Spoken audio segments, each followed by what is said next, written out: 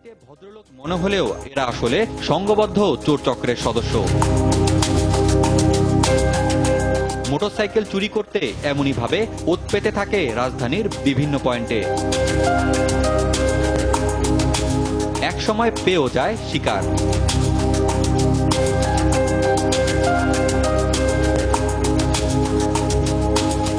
গ্রুপের এক সদস্য ভেতরে মোটরসাইকেল মালিকের গতিবিধি পর্যবেক্ষণ করে মোবাইল ফোনে জানাতে থাকে সবশেষ তথ্য। অন্য সদস্য টার্গেট করা মোটরসাইকেল নিয়ে এমন আচরণ করতে থাকে যে এটি তার নিজেরই। এমন হাবভাব দেখে সাধারণ মানুষ বুঝতেই পারেন না যে এ আসলে মোটরসাইকেল চোর। একসময় সুযোগ বুঝে দেয় চম্পট। রাজধানীর জিগাতলায় সক্রিয় এই চক্রটির মতো আরো 12টি সংঘবদ্ধ চোর দলের তৎপরতায় প্রতিদিন অনেক মোটরসাইকেল খোয়া যাচ্ছে।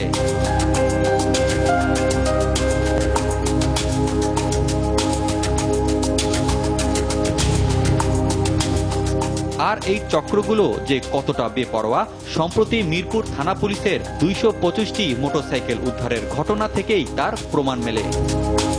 আমরা হয়তো একটা চক্রকে গ্রেপ্তার করলাম, তিনি হয়তো গ্রেপ্তার হয়ে হয়তো অন্য সব চক্র হয়তো জামিন পেল না, দুই একজন এসে আবার দেখা গেল আবার নতুন অনেক গ্রুপ ফর্ম করে আবার একই পেশায় নিয়োজিত হন। অনুসন্ধানে জানা গেছে রাজধানীতে চুরি হওয়া এসব মোটরসাইকেলের বেশিরভাগই চলে যাচ্ছে সাতক্ষীরা, শরীয়তপুর, মাদারীপুর জেলায়। সেখানে গিয়ে বিক্রি হচ্ছে জাল কাগজে, কখনো বা প্রত্যন্ত অঞ্চলে চলছে মাসিক ভাড়ায়। মোটরসাইকেল চোরদের দৌরাত্ম্য কমাতে, অপরাধীদের আইনের আওতায় আনতে গোয়েন্দা নজরদারি বাড়ানোর পাশাপাশি অভিযান জোরদার করার কথা জানালো পুলিশ।